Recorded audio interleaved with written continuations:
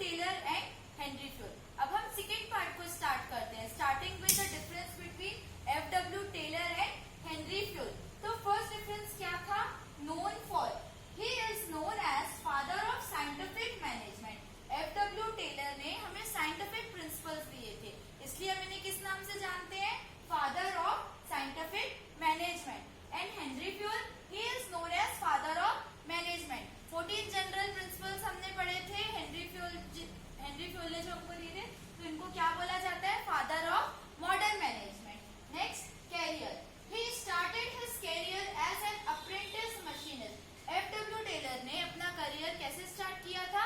Apprentice machinist में। और Henri Fayol ने he started his career as a mining engineer.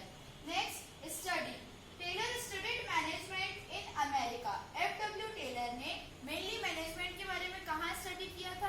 America में। While Henry Fayol studied management in France. Henri Fayol ने अपनी management की study कहाँ स्टार्ट की थी? फ्रांस में। आप इसे कैसे याद रखेंगे? F for France, F for Henri Fayol. Next stress, F W Taylor का सबसे मेन स्ट्रेस किसमें था? His approach stresses on efficiency. ये किस चीज में मानते थे कि सबसे ज्यादा क्या होना चाहिए? इंसान के काम करने की कैपेसिटी इंक्रीज होनी चाहिए, एफिशिएंसी इंक्रीज होनी चाहिए। नेक्स्ट, हेनरी फ्यूल का his approach stresses on general administration. जो हमने बेसिक 14 प्रिंसिपल्स पढ़े थे, हेनरी फ्यूल ने जो हमें दिए थे, इनका स्ट्रेस उन्हीं प्रिंसिपल्स पे था। Next is applicability, His principles are restricted in production activity. F W Taylor ने जो हमको प्रिंसिपल्स दिए थे, वो प्रिंसिपल्स प्रोडक्शन एक्टिविटी में हम एप्लीकेबल नहीं कर सकते, वहां पे वो रिस्ट्रिक्टेड है, वहां वो एप्लीकेबल नहीं है। और Henri Fayol, his principles are applicable in all kinds of organisation. जो भी प्रिंसिपल्स हमको हेनरी फ्यूल ने दिए थे, 14 general principles, we have already studied in part 1 of this video. तो वो जो प्रिंसिपल्स थे वो हर जगह एप्लीकेबल हैं। Last is success, he achieved success through scientific management. F W Taylor ने अपना करियर स्टार्ट किया, उसके बाद उन्होंने डेवलप किया, उसके बाद सक्सेस कैसे मिली उनको? साइंटिफिक मैनेजमेंट के थ्रू। While Henry Fayol, he achieved success through general administration. जो बेसिक जनरल एडमिनिस्ट्रेशन होता है, उसपे हेनरी फ्यूल ने अपनी सक्सेस को अचीव किया था। अभी हमने देखा हेनरी फ्यूल और एफ डब्ल्यू टेलर का डिफरेंस। अब हम देखते हैं इनकी कुछ similarities. So similarities between F W Taylor and Henri Fayol. सबसे फर्स्ट सिमिलैरिटी क्या थी? Supporters of human. दोनों ही अपने अपने पॉइंट ऑफ व्यू से मेनली किसके सपोर्टर्स थे? ह्यूमन एस्पेक्ट के, कि ह्यूमन को किसी भी तरीके से हार्म नहीं होना चाहिए। Next, management specialist between 1841 to 1925। दोनों ही मैनेजमेंट स्पेशलिस्ट किस टाइम पीरियड में थे? 1841 टू 1925। वैसे तो दोनों अपने अपने जगह थे ही फेमस, बट इस टाइम पीरियड के बीच में दोनों मैनेजमेंट स्पेशलिस्ट थे। Next, labour is important factor. दोनों का क्या मानना था कि हम किसी भी वर्क को अगर परफॉर्म करते हैं तो उसके लिए सबसे मेन फैक्टर, इम्पोर्टेंट फैक्टर कौन होता है? Labour, because without labour we can't work. Next, working with analysis. दोनों के बीच की सिमिलैरिटी क्या थी? Working with analysis. कैसे? दोनों इस चीज में विश्वास रखते थे कि हम अगर किसी भी काम को परफॉर्म कर रहे हैं, उसको बार बार टाइम टू टाइम एनालाइज करना कि हम कैसे कर रहे हैं, सही कर रहे हैं, गलत कर रहे हैं। तो दोनों में ये सिमिलैरिटी थी। Next, better incentive. Better incentive दोनों का ये मानना था, क्योंकि दोनों ह्यूमन के सपोर्टर्स थे, तो हमें बेटर इंसेंटिव देना चाहिए ताकि कोई भी जो लेबर है, वर्कर है, वो अपनी डेली रूटीन, जो उसकी डेली नीड्स है, उनको फुलफिल कर सके। And the last is stress on planning. दोनों का सबसे ज्यादा मेन स्ट्रेस किसमें था?